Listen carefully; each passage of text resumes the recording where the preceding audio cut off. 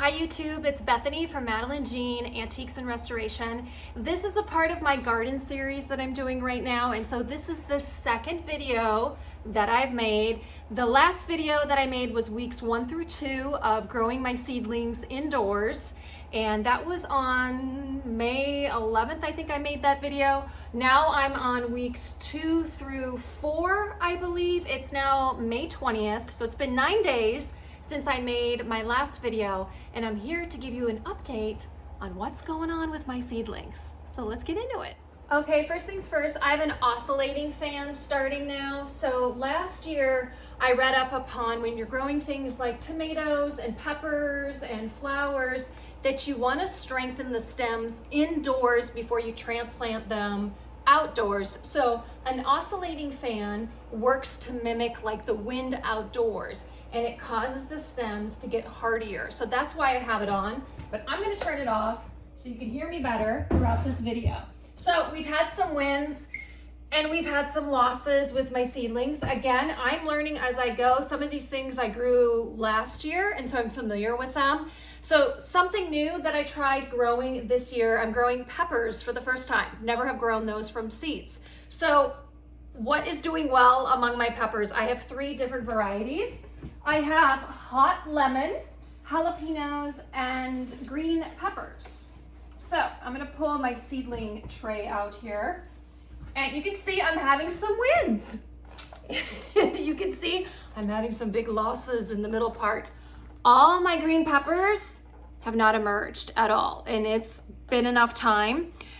When I read the package for green peppers, I noticed that it says temperatures, ideally for green peppers, are between 75 and 80 degrees. And inside my greenhouse, even though it's pretty well insulated, we were pretty cool. The first few weeks that I planted these seedlings, I would say the temperature inside here, we didn't have many sunny days. It was pretty cloudy. Like, this is the first gorgeous day and the first gorgeous week that we're gonna get here in New Hampshire. Tomorrow we're supposed to hit like 85, the next day 88. So we're gonna be like unseasonably warm this next week. I'm gonna see if these green pepper seedlings will emerge.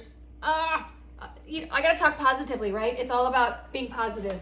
Come on, green peppers, I love you. You can do it. If they don't emerge, I'm gonna start over and I'm gonna see if I can get some new seedlings to emerge with the warmer temperatures. So that was like the big failure for me right now. My green peppers did not emerge. All my other peppers are doing well. Today is going to be transplant day, not outside, just putting them into red solo cups so they can further grow and have more room. I'm going to do that. So peppers, they're doing okay. I mean, even like my jalapenos, not so great. I only had 1 here out of the cell of 6 emerge. So I don't know. I'm gonna chalk it up to it's just not warm enough. Inside my little baker's rack here that I made into an indoor greenhouse. You know what I probably should have done, and I saw this as well. You can get like heating pads for your seedlings. I didn't do that. Last year, I just did like tomatoes inside along with cucumbers, and I had so much success with that. So peppers, I'm learning. My tomatoes are doing fabulous. They're back there. They're all getting changed over into red solo cups today. I'm gonna do it out on the deck. So I'm really happy with how my tomatoes are doing. I'm doing for the first time basil. Yeah, this one's, I gotta tell you, I've never grown basil. This is something else. This smells amazing. And I'm going to be planting basil with my tomatoes because I heard it's a good pest deterrent, and why not? You're gonna need basil anyhow. You're gonna be making spaghetti sauce and whatnot. So I'm happy with how my basil's doing. And I've got like a few different batches of basil, ones that I started right away when I did my seedlings, when I planted them on April 18th. And then I have some newer basil ones, you can see little bitty ones that I started like a week or so ago. Basils are doing great. Marigolds are off the charts in here. They are doing fantastic. They need to be put in larger containers today as well. So I'm really happy with my marigolds. Marigolds are great for pest deterrents.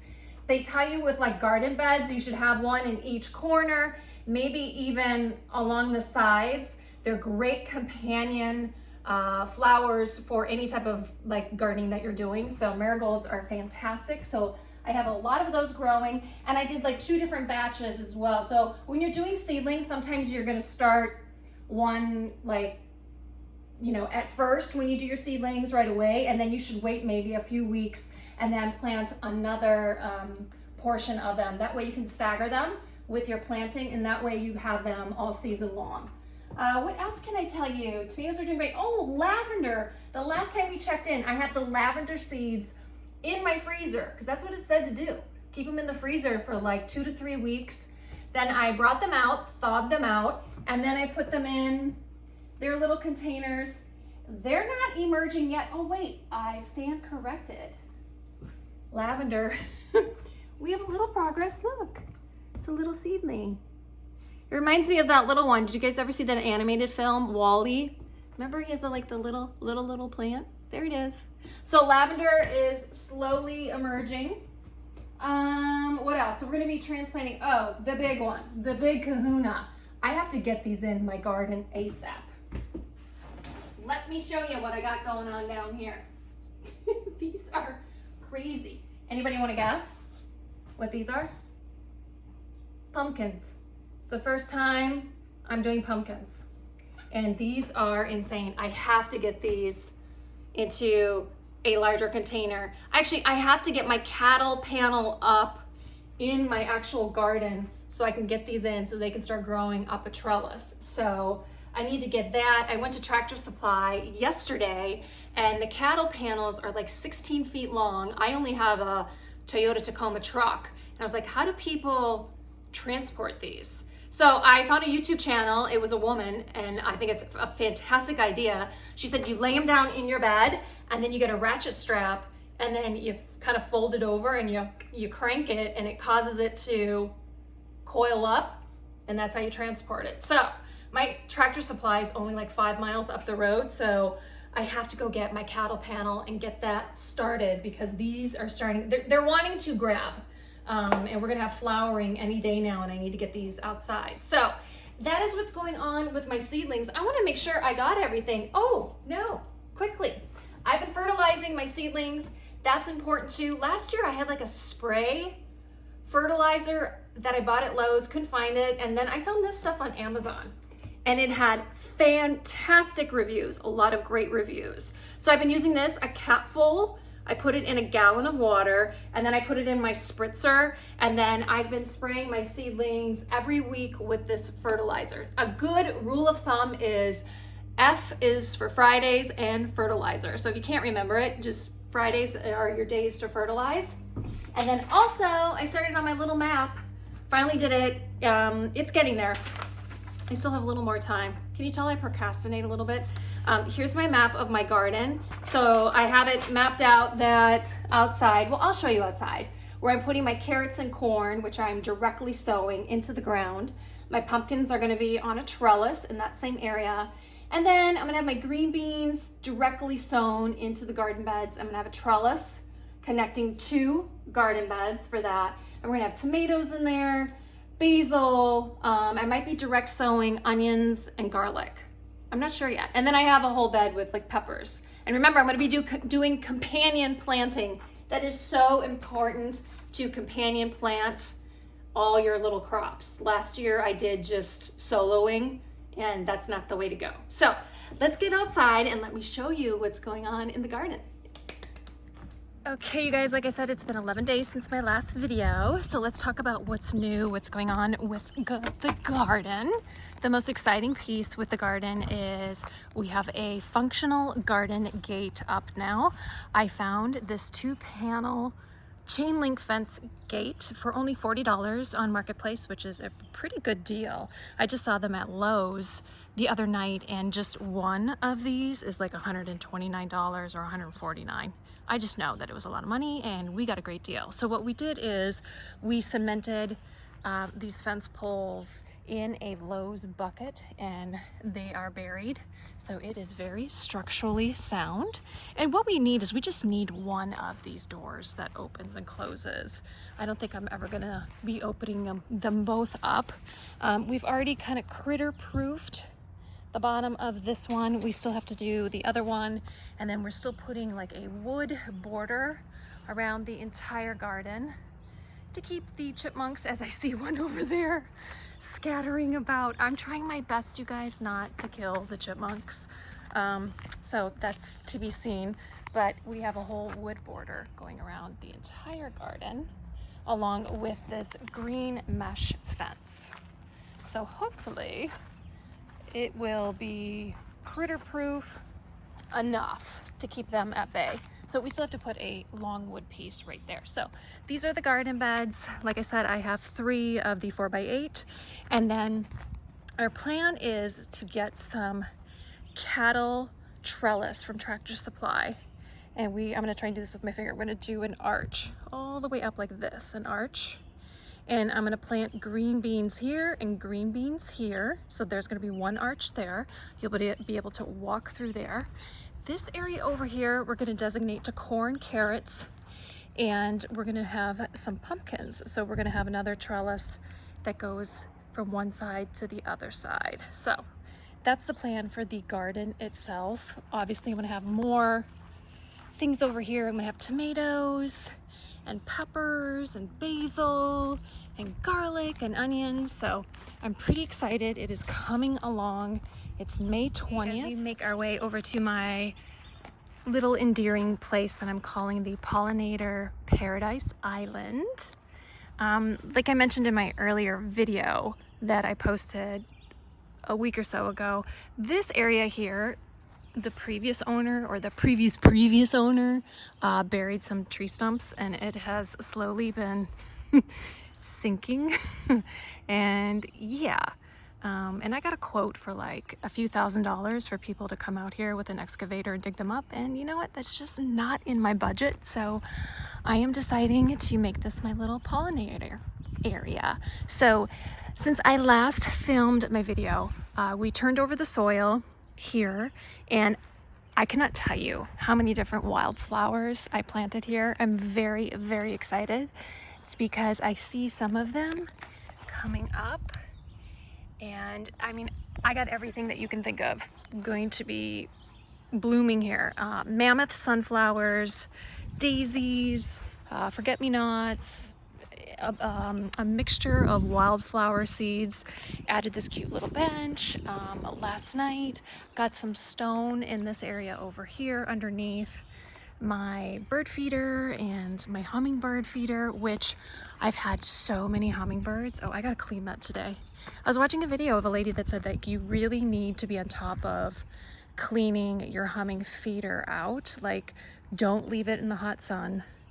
It can like get the hummingbirds drunk, and that like kills them. Somebody needs to chime in the comment section about how to care for hummingbirds, because I'm new to this. So I'm gonna clean that out today and put some fresh sugar water in there.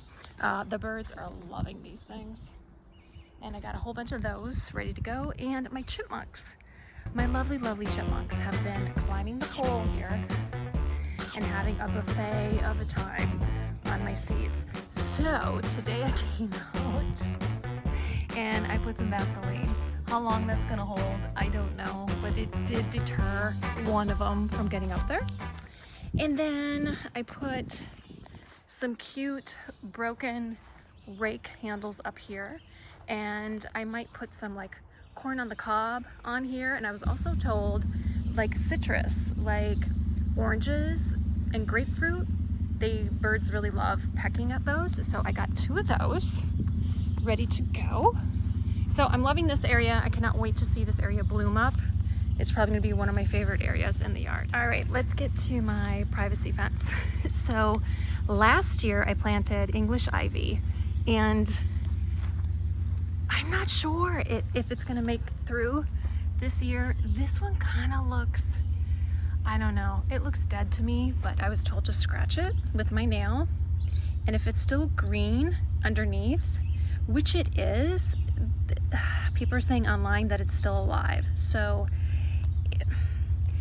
I'm gonna hold out. We're supposed to have some gorgeous weather this week, and when I say gorgeous for New Hampshire, it's gonna be unseasonably warm, like almost 90 in the next few days for like 5 days straight. So In the meantime, if this English ivy does not perk up within those warm days, I went and purchased morning glories. Whoever commented in my previous video, like try morning glories, or is it moon glories too? The ones that pop out at night? Well, I got all morning glories and I put them in my hanging plants and they are already grabbing on to grow and fill in, I'm hoping. And the lady at the shop said these things are going to explode in the next few days and they can grow 12 feet in a season. Now, I would have put them below here in the actual dirt, but there's two issues that I'm having with that. The first being I have a lot of chipmunks, and I heard that chipmunks can eat your morning glories along with the squirrels. I may have like 1 or 2 squirrels that come under the fence here. So we either need to kind of like barricade underneath this fence area. Then I have another issue, and I kind of have to whisper. My neighbor over here has an above ground pool and he dumps his pool water right over on the other side of my fence. So I'm worried that whatever I plant there, it's gonna die with the chlorine water getting dumped there. So those are my 2 issues. That's why I put the morning glories in the hanging baskets. So again, new to this, learning as I go. I would love for you to pipe in. If you think there's a better solution for me, please share. So that is what's happening right now in the backyard. Things are starting to take shape and I'm super excited. Oh, and we're getting sand in the next few days. We're gonna get started with getting this, like the foundation built up to put my 10 by 12 cedar gazebo up. I am so excited about that because that has been in my basement for the last 3 summers. So I'm gonna get that started. So there you guys go. Woohoo! Okay, I just wanted to show you guys real quick what this looks like, what I mean by transplanting. So I'm taking them out of their little pods there using red Solo cups, and here are the tomatoes. I counted, I'm gonna have 36 tomato plants. That's about how many I had last year. That's an insane amount, and that's how I ended up with having homemade salsa for almost an entire year. So it looks like we're gonna have the same problem. Not really a problem in my book, but you know what I'm saying. So that's what it looks like. Okay, everyone, I want to thank you so much for tuning into this garden update.